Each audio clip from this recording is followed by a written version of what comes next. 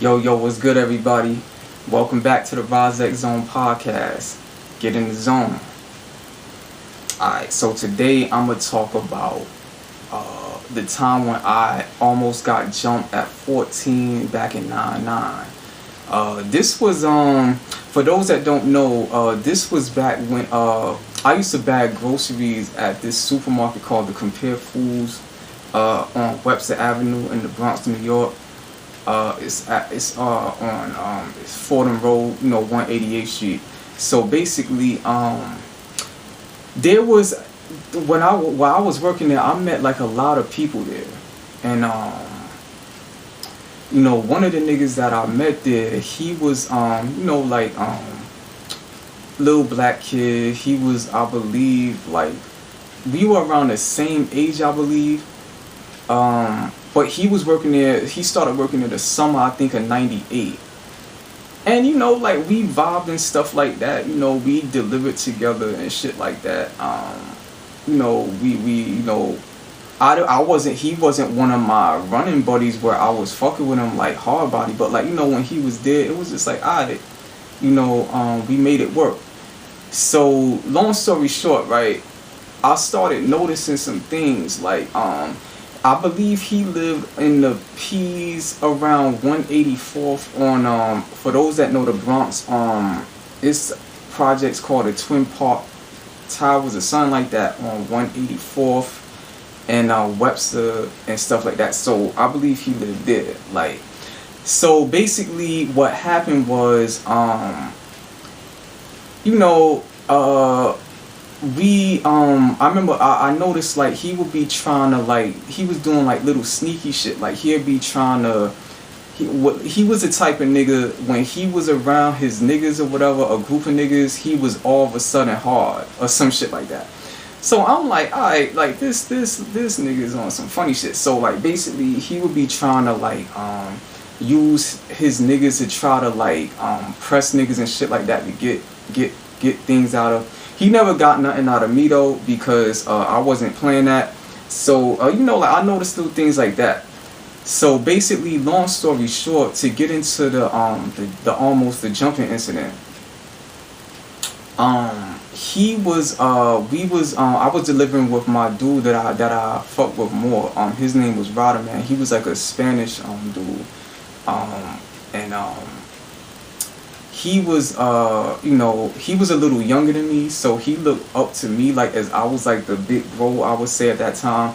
So basically we was delivering food around 184th Street, around where his projects was. But like the thing was, it was like this was on 3rd Ave. Park Ave. Like, so those that know the Twin Parks, like when it's that hill and then when you turn left, it's Park Avenue where the Metro North is. So like that's where the building was. So long story short, we deliver the food. I leave the cart outside or whatever. So actually, when we are walking up to the building, I see a group of niggas just out there like ice grilling. They were older too. So I was like 14 at that time. So I'm like, alright, these dudes is probably on some funny shit. So I peeped that, and then it was probably over 10 dudes or whatever. So like we get in the house or whatever, we deliver the food, the cart is left outside, obviously, you take the food out. So as I'm walking down from the stairs, I noticed through the glass, the door glass, like the cart is gone. So I'm looking for this shit, and I see us with the dude that I work with, the black dude from before. Remember I told y'all about the black kid that I really wasn't fucking with him like that, but like he just happened to work there. So basically, I'm like, yo, what's good with the cart, yo? Like, we need to bring this back to the store.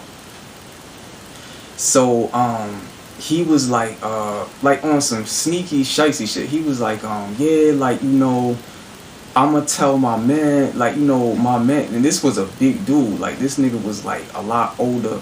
So he was trying to use him to try to extort me and shit. And then he was like, yeah, like, yo, you gotta holler at my man right here, and you gotta pay him some type of money or some shit to get the cart back. I'm like, I'm not paying you nothing, nigga. And basically, and I had a lot of bread on me that day, and I think they knew that. Like, that was one of the days that I really made a lot of money that day. I made packing groceries and delivering. So basically, long story short, I knew that I had to get off of his block because that wasn't my territory. I knew that Ryder Man lived like a little further up where his people was. Like, he was at the next block. So what I did was, I was like, alright, what I'm gonna do is, and I told him, Ryder Man, I was like, yo, we gonna run, and we gonna run to your building, and we gonna stay there until these niggas, till we get them off of us. So we jetted. Right, we was walking and we just started running because I knew that they was going to like try to just jump us and just mash us. Right, so basically, then that little nigga, the black nigga, was like, yo, get that nigga, like, get him and all that. So then we ran into his building. Right, we got in there just in time, and I went in there. You know, we had the I believe one of his brothers or somebody like that. He gave me like a big ass knife and shit. So like, the shit was like one of them butcher knives. So I was like, alright, if this nigga try to come through here, I'm gonna cut this nigga up. I'm gonna start stabbing, like on some shit like that.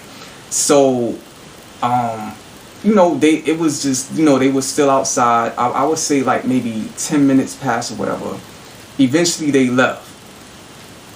Now, luckily nothing happened that night because that day, because it was like around late afternoon. I know it was almost nighttime. Thank God nothing happened that day because I probably wouldn't be here telling you this story now, and just the angels was with me, you know what I mean, on that day. But I was willing to die for that bread at that time because I wasn't gonna let nobody, after I worked that hard, to let some nigga just come up and take my shit. So like, I mean, now if that happened now, I would probably think twice because I have stuff to lose. I'm older. Like, I'd rather take the high road now. But like, for that time, like, I was willing to die for that. So you know, thank God nothing happened and stuff like that. And then we walked out the building, and then they walked me back to the crib and stuff like that. So we was deep though. It was like it was Spanish niggas and black niggas that was in his building and shit. So they walked us back to the crib. So they made sure nothing happened. So they was looking out and shit. You know what I mean? Nigga was like, that black kid, he tried that with some other nigga. The nigga started crying and stuff. And I was just there like ready for whatever. So that shows like my character. Not that I'm some hard body type of dude or whatever, but you know what I mean? Like, I wasn't feeling that shit.